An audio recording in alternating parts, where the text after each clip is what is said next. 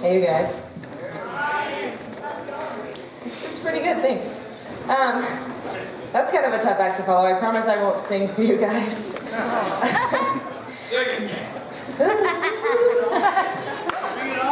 Yeah, okay. I'm here to talk to you guys about something a little bit different than some of the stuff you're going to be hearing. You might see my notes on my hand, so don't judge. But I know we're going to hear a lot today about liberty, and I love liberty. Yeah, here we go, thank you. But I'm going to talk about something else, because a part of this event, when I was asked to speak, is about starting a conversation. And this is a conversation that I feel like also needs to be had. And it's about mental health, a little bit. And mental health is one of those topics that's so taboo and nobody ever wants to talk about it. But I'm going to throw some numbers at you really quickly. So, listen. These are some estimates. It's estimated that 1 million people die by suicide every year. 1,100 of those are college students. All right? It's estimated that 1 in 12 college students has a suicide plan. All right, and those are the people who have made it to the point of planning. Now, I don't know if it's you that's thought about it or somebody that you know, but I'm sure you know at least 12 people, hopefully. It's estimated that 10% of the population struggles with severe depression, and 2/3 of those people never seek treatment. A lot of that's because they're afraid to talk about it. All right, my name is Lauren Sandwich, and I am a senior at the University of North Georgia. I am terrified of public speaking, but here I am. So you might hear that in my voice. I'm a psychology major. I want to go into mental health counseling, and I just started a student organization that is nationally affiliated with the nonprofit Right Love Under Arms. Some of you might know what that is. If you don't, I am going to tell you about it, so that's cool. Also, I volunteer once a week on a crisis intervention hotline called I Am Alive. It's an anonymous chat line for people who are in crisis that can come online and sort of, we'll talk them through it. Let me check my notes really quickly. All right, Right Love Under Arms is a nonprofit organization that deals with finding hope and providing help for people who are struggling with self-injury, suicide, depression, anxiety, any of those types of things, and then helping them to be able to find treatment and realize that, recovery is possible. I'm Alive is the first online chat crisis network with 100% of its volunteers trained in crisis intervention, which is pretty cool, but we don't have enough volunteers to be 24/7 yet, and that's not cool. When I first decided to volunteer for I Am Alive about 2 years ago, one of the questions I had to answer was, why do you want to do this? And that was really hard for me, because I'm going to tell you guys right now, I am going to kick something really expensive. I've never struggled with suicide. I have never lost anyone to suicide. I've never had depression. I've never had anxiety, and I've never struggled with self-injury. But I know people who have.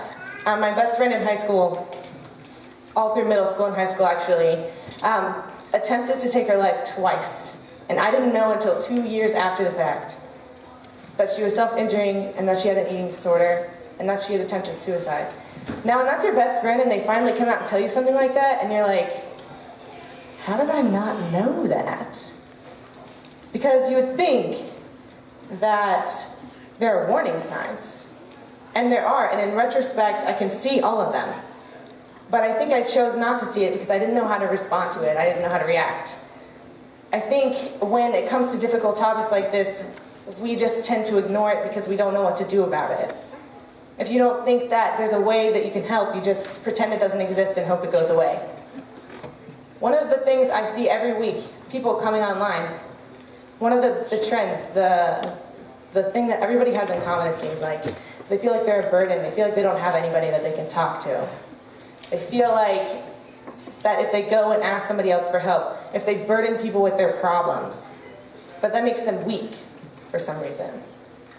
Like, this is something I should be able to handle on my own. If I have to go get counseling, if somebody sees me walk into a counseling center, they're going to think I'm weak, that I can't handle my own emotions. Which is a hard thing to deal with. This is not an estimate, this is a fact. We lost more of our active duty military to suicide last year than we did in combat. I want everybody to think about that for a minute.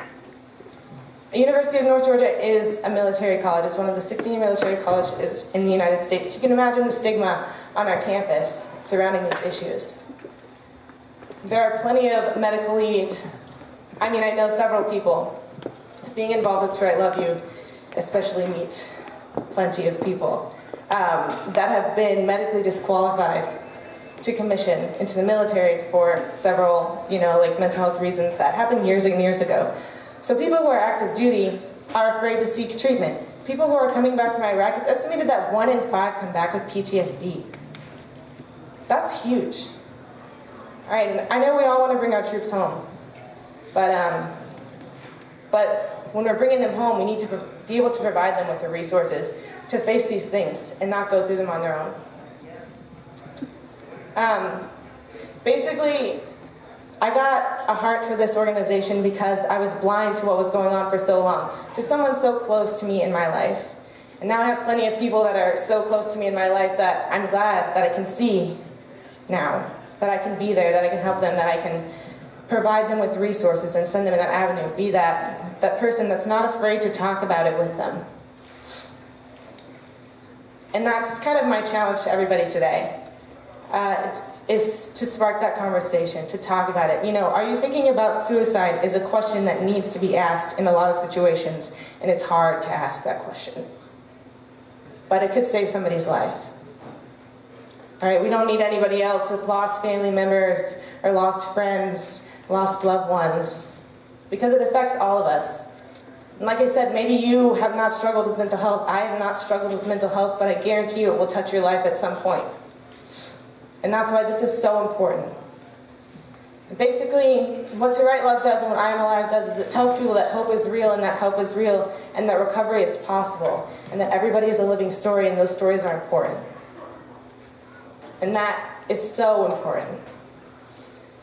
We have a table in the back that has a list of resources, locally and national resources, as well as ways that you can get involved to help us out.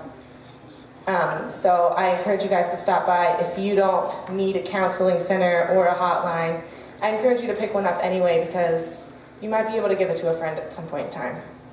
Tell them to go online to imalive.org, and talk to somebody.